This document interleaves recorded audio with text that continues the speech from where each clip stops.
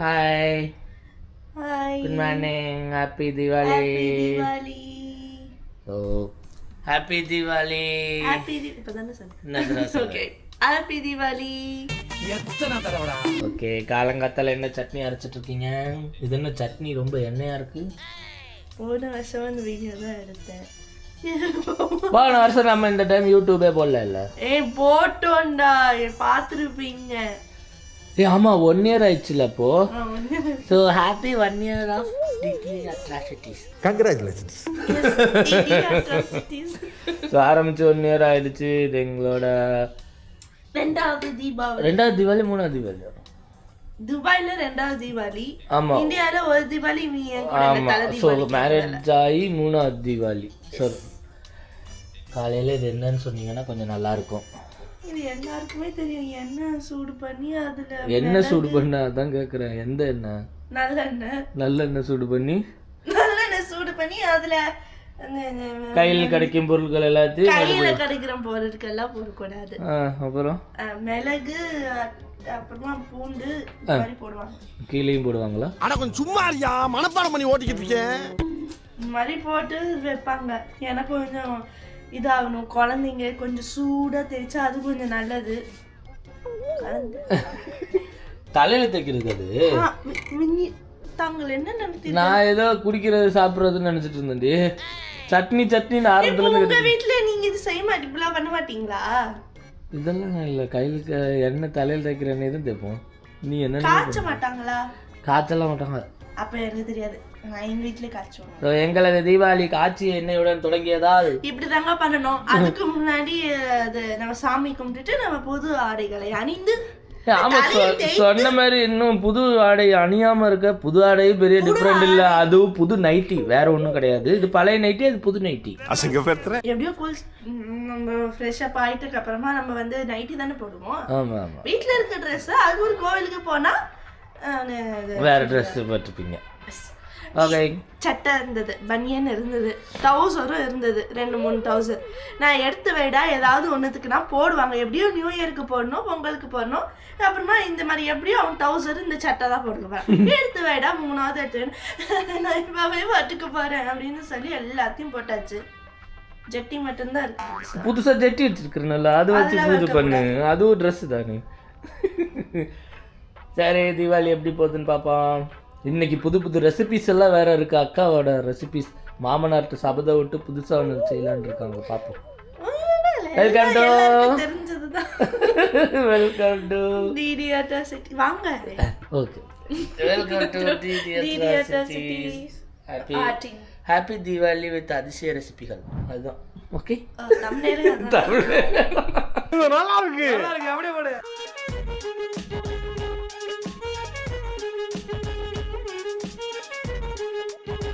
என்னப்பா தம்பி, என்ன இந்த பக்கம்? என்ன இந்த பக்கமா? ஏதாவது நல்ல நாள் வந்தாலே மேலே ஏற்றி விட்டுற. அப்புறம் என்ன இல்லை இந்த பக்கம்? அப்படிலாம் சொல்லாத. நீ மேல் உன்னோட இது அதான் மேலே மேலே ஏற்றி விட்டு வேலை வாங்குற. வேற என்ன?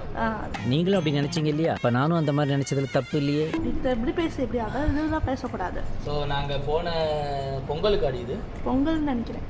ஆமாம், கடந்த பொங்கலுக்கு நாங்கள் போட்ட மாவிலையே இப்போதான் தீபாவளிக்கு தான் எடுக்கிறோம். அடுத்தாப்புல பொங்கலுக்கு எடுப்போம். அவ்வளோதான். அடுத்த பொங்கலுக்கு எடுப்போம். ஆனால் இந்த வாட்டி இப்போ ஒரு ஸ்பெஷல் இருக்கு. நாங்கள் வேற ஒரு ஐட்டம் வாங்கி. ஆமாம், அது வந்து உங்களுக்கு சஸ்பென்ஸ் சர்ப்ரைஸ். எத்தனை பேரை சஸ்பெண்ட் பண்ண போறான்னு தெரியல. பழைய போகவும் புதிய என்ன போகும் சொன்னதுதான் சொன்னாங்க. பொண்டாட்டிங்களுக்கும் சொல்லியிருக்கலாம். அது எங்க ஆணியை மாட்டவே இல்லையே. நீ ஆணி இருக்கு. கொஞ்சம் லென்த் எக்ஸ்ட்ரா ஆனது காரணத்தால் நான் கொஞ்சம் அட்ஜஸ்ட்மெண்ட் பண்ணிட்டு வருவேன். அது வரைக்கும் காத்திருங்கள். ஒரு கமர்ஷியல் பிரேக்.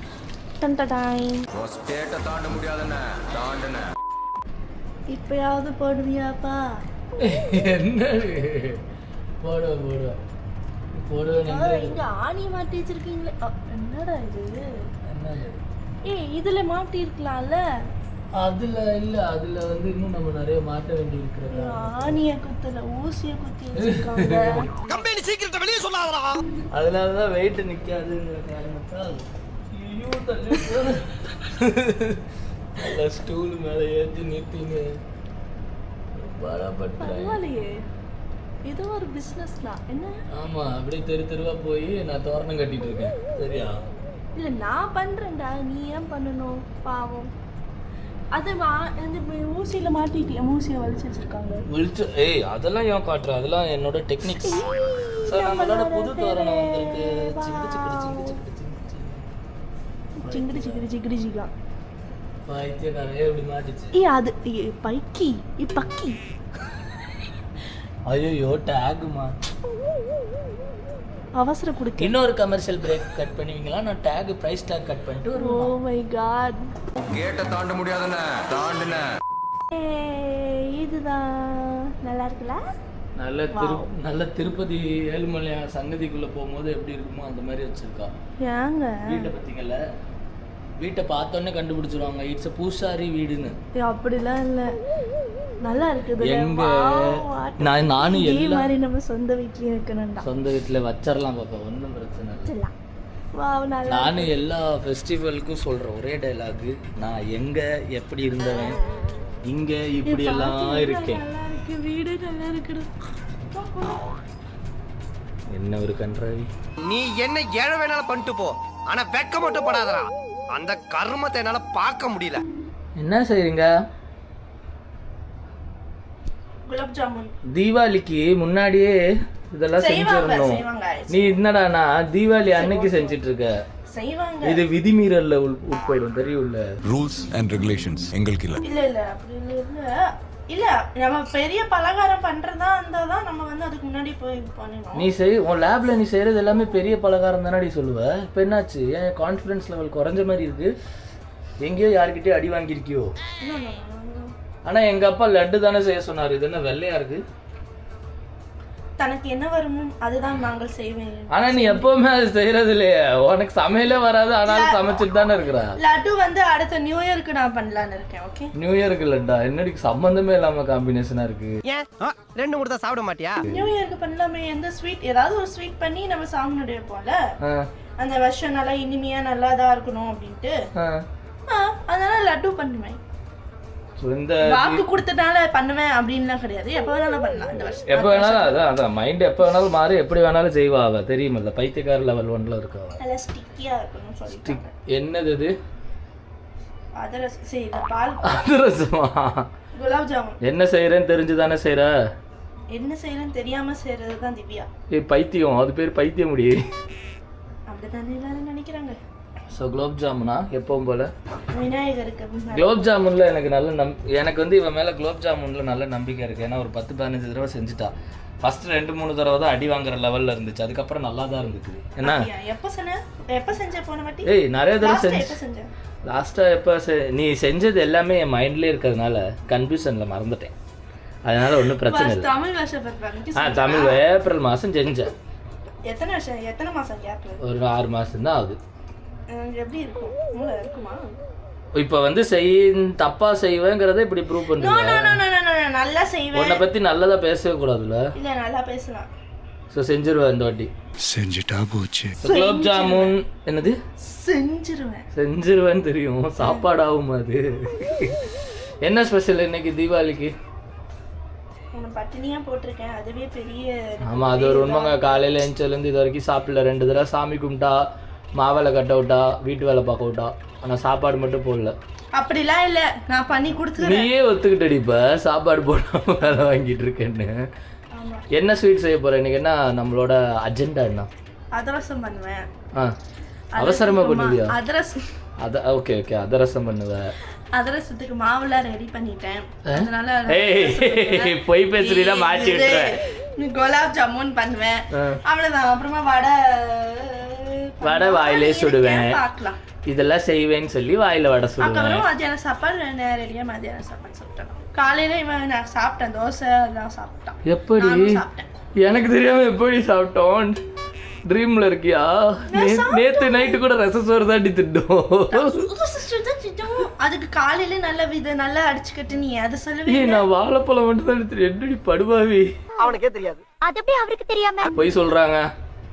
பொதுவாக தீபாவளி அன்னைக்கு காலையில் என்ன சாப்பிடுவாங்க தெரியுமா? என்ன சாப்பிடுவோம்? நொஸ்டாலஜியான ஒரு விஷயம்.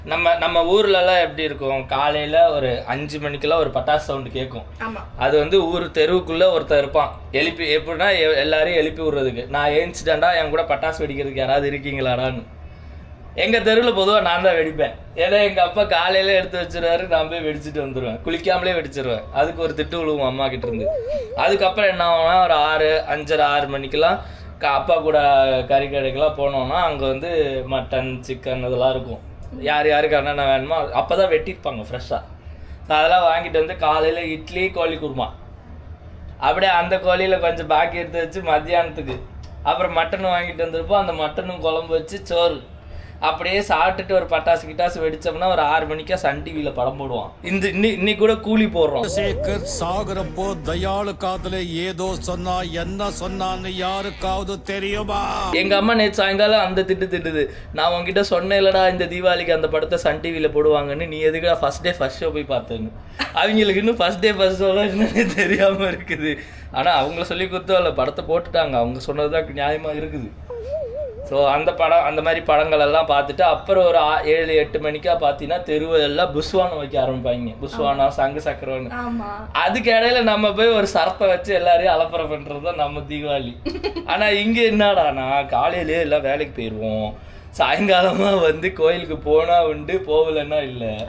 ஸோ நம்ம லைஃப் ஸ்டைலுக்கு ஏற்ற மாதிரி நம்ம தீபாவளியும் செலிப்ரேஷன் எல்லாமே மாறிட்டு இருக்கு. என்னன்றது எண்ட் ஆஃப் த டே காசு வேணும்ல. ஆமா, நாங்க ஐடியா என்னதுன்னா வெக்கேஷனுக்கு நம்ம தீபாவளி இது பண்ணலாம். ஏன்னா இவன் துபாய்க்கு வந்து 8 வருஷம் தான் துபாய், ஒரே ஒரு தீபாவளி தான் நான் போயிருக்கேன் 2019. அதுவும் மேரேஜுக்கு முன்னாடி ஒரே ஒரு தீபாவளி தான் ஊருக்கு போய் எல்லாம் ஃபேமிலியாக கொண்டாடி இருக்கேன்.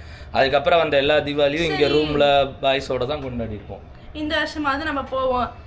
ஏனாமோ அரசன் அன்று கொள்வான் தெய்வம் நின்று கொள்ளும் மாதிரி கவிதைலாம் சொல்ற அந்த மாதிரி நம்ம ஒண்ணு நினைச்சா தெய்வம் ஒண்ணு நினைக்குது. ஓகே, எதுனாலும் அதனால இந்த தீபாவளி போக முடியல. So maybe hopefully next Deepavali போவோமா போகலையான்னு தெரியல. தனியா இருப்போனே அப்படின்னு நினைச்சேன். அப்புறமா பார்த்தா இன்னைக்கு அதுக்கு ஏற்ற மாதிரி எனக்கு ஒர்க் ஃப்ரம் ஹோமே கொடுத்துட்டாங்க. அதனால பிரச்சனை இல்லை, வீட்லயே வேலை வாங்கலான்னு ரெடி. ஒருவேளை வேலைக்கு போயிருந்தா அப்படின்னா எல்லாமே கேன்சல், குலோப் ஜாமுனும் கேன்சல்.